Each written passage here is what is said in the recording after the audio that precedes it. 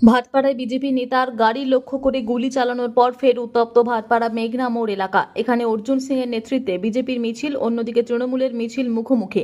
দুপক্ষের মধ্যে রীতিমতো সংঘর্ষ বেঁধে যায়। পুলিশকে রীতিমতো লাঠিচার্জ করে পরিস্থিতি নিয়ন্ত্রণে আনা হয়।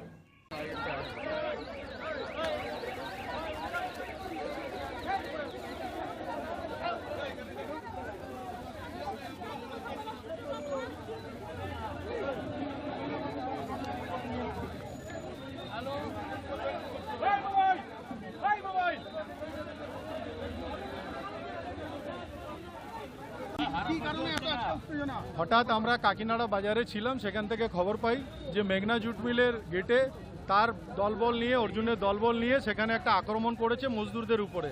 আমরা সবাই নিয়ে আসি এবং বলি কোনো জবরদস্তি কোনো বন্ধ করা যাবে না, শান্তিপূর্বকভাবে যদি কেউ না যায় তাহলে সে না যাবে। হঠাৎ দেখা গেল সেখানে উনি দলবল নিয়ে গেছে। তারপরে পুলিশ প্রশাসন যখন সরিয়ে সাধারণ করে তখন আমরা মিছিল নিয়ে আতপুরের দিকে এগোচ্ছি। হঠাৎ দেখা গেল অর্জুন ওদিক থেকে দলবল নিয়ে মিছিলের উপরে আক্রমণ করতে আসছে। পুলিশ না থাকলে মিছিলের উপরে আক্রমণ করে দিত। এই পরিস্থিতিতে আমরা এখানে দাঁড়িয়ে আছি, ও দাঁড়িয়ে আছে।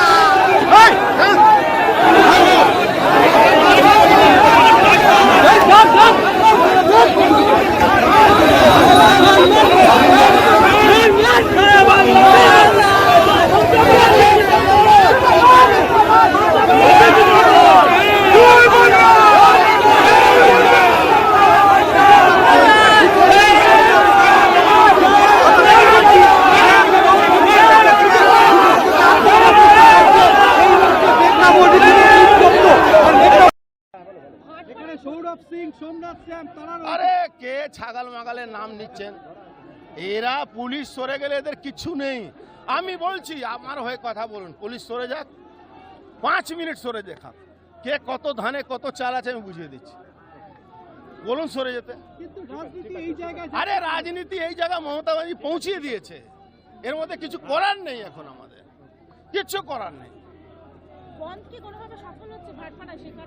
বন্ধ তো সফল হয়ে গেছে, আর কি আছে? কোনো দোকানপাট খোলা আছে? এই জন্য এরা এই অসুবিধায় পড়ে আছে। আপনি জোর করে মেঘনা মিট বন্ধ করেছেন, সেই জন্যই প্রতিবাদ বলা হচ্ছে। জোর করে বন্ধ করে করানো যায়? আপনি আমাকে দেখেছেন জোর করে বন্ধ করানো? আপনি এই গন্ডগোলকে উস্কানি দিয়েছেন বলে তৃণমূল বলছে, কি বলবেন? আপনি গন্ডগোলে উস্কানি দিয়েছেন। আচ্ছা, আপনি তৃণমূলের কথা শুনুন, আমার কিছু বলার নেই।